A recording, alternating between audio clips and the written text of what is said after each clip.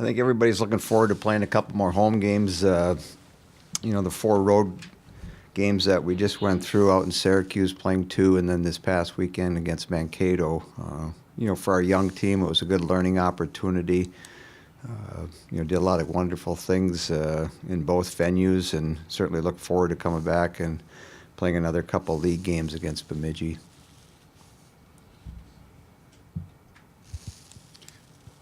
Did you learn anything about your team in these last couple of road weekends? I mean, there's a couple of close games you're involved in. What stands out to you from that experience? I think a couple things. If I look at Friday night's game, we were down 2-1 going to the third period. We talked about being challenged and how we're going to come out and play that last 20 minutes, and saw a real nice response from the group, and ended up finding a way to get a couple goals and walk away with a nice victory. And then Saturday it was just the reverse. We're up 2-1, and how are you going to protect the lead, and what are you going to do in situations to maintain that lead. And of the 6 periods this past weekend, probably the third period Saturday night was our best. We came out and played very well that 20 minutes, created a lot of opportunities. At times looked like we were going to get the third goal, but it took, I think, with 3 minutes to go, Matty Rose scored, to make it 3-1. But the way we played, the pace we played at, the speed we played at was very encouraging. The games out in Syracuse were a little bit different because it's a small ice sheet. I call it's like playing ping pong, pinball. There's not a lot of connected passes, maybe 1 or 2 at the most, and then it's going to bounce, it's going to run into somebody, it's going to hit the boards. It's just a different type of game. But again, did a lot of good things, and our power play that weekend in Syracuse was pretty good and certainly helped us win both games.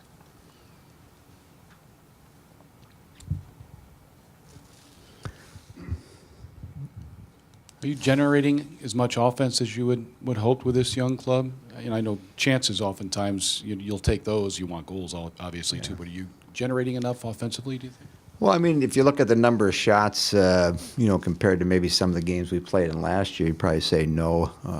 But again, with a young group, we mixed the lines up a little bit both nights in Mankato, and the essence is to try to generate more opportunities. And so as we move forward, hopefully we'll be getting more quality opportunities. I mean, you can shoot the puck from different areas, but, is there really a good scoring opportunity? Compared to previous groups, we may not at this point have created as many opportunities as we had in the past, but I think our work habits are good. I think the players are getting more comfortable. Now they've spent a couple weekends on the road, so they understand how we work ourselves as a group going on a road trip. One was a plane trip, one was a bus trip.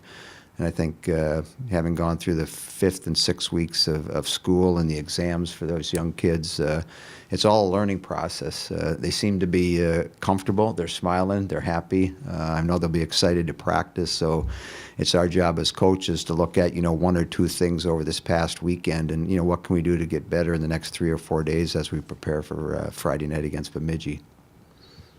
How's Christian Campbell fit in with your group? I mean, that's a different kind of transfer that you have coming in with the situation that she had, and how have you kind of assessed how she's played so far? I think she's certainly gotten more comfortable. I think her conditioning has gotten better over the last 3 or 4 weeks. Her first year up in Grand Forks, she redshirted. Last year she played just a sprinkle of games, and so now she's played 8 games here. I think each game she's gotten more comfortable. Every practice she's gotten more comfortable, and that's encouraging. She's very professional about how she goes about her business on a daily routine that she has, and a game day routine, and it's very solid. And so hopefully some of the success she's had this first month of the season will continue to build her confidence. Coach, we keep talking about how young the team is. You're honoring the 06-07 national championship team this weekend. How good for your team will it be to have them around, and are you going to try to get them around the team a bunch? Well, initially we're going to take a few of them and put some skates on and see if they wanted to play Friday night, but that won't work out. But no, you'll try to sprinkle them in with the group and get some of our players to have conversations with them, and share their memories that they had, not only of that championship team, but their experience here. And so anything they can do from that standpoint to encourage and give some advice to our younger players here is very beneficial. Has anything surprised you about your team so far this season, from any particular players or just in general?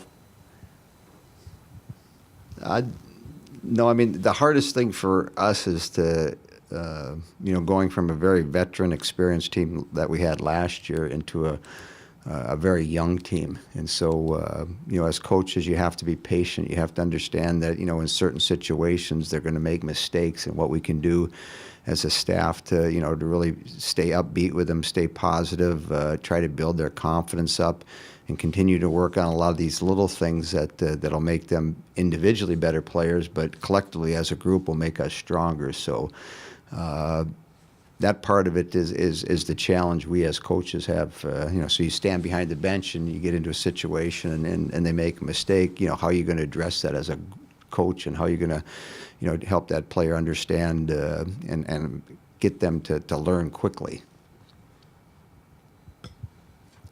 Half an hour ago, we were asking the football team how they're dealing with being number 5 in the country and all the distractions that may come along with that. You're number 1, yet you've got young people who have not been in that situation. How do you deal with high rankings and young players and keeping them on the right path? I personally, I don't talk about it or let it get into our locker room or under our practice ice. I just go about my business. Looking at the last weekend. And again, you look at 2 or 3 points. You can't do 25 points and say, okay, we're going to go work on these 25 things this afternoon. It's 1 or 2, 3 things maybe at the most. And a lot of the little things that we try to do will help the players. And so the worst thing that can happen is if they, read clippings or they read the paper and they start feeling like they're pretty good, because all of a sudden someone will spank you real fast. And so my approach has always been, what have we done well in the past? What haven't we done well in the past? And most importantly, what do we need to do today to become a better hockey team? And if you do those type of things on a day-to-day basis, you generally can keep everybody focused. And so if you don't talk about it or you don't look at it, then you don't know about it. But we learned that lesson last year. We were number 1 the whole year, except at the right time, the last day of the season. So we got a young team. They're growing. As I've looked at over the last 4 weeks, they've gotten better. And so that's encouraging. We haven't had a lot of practices. You only practice, 3 days or maybe 3.5 days a week, and we're only a month into the season. Our first practice was a game this year. So I think as we get closer to, Thanksgiving, we'll start to really maybe create an identity that I think we can be comfortable with. But the most important thing is, who's your next opponent, and how are you getting prepared for them? And if you don't do that, you might find yourself in trouble.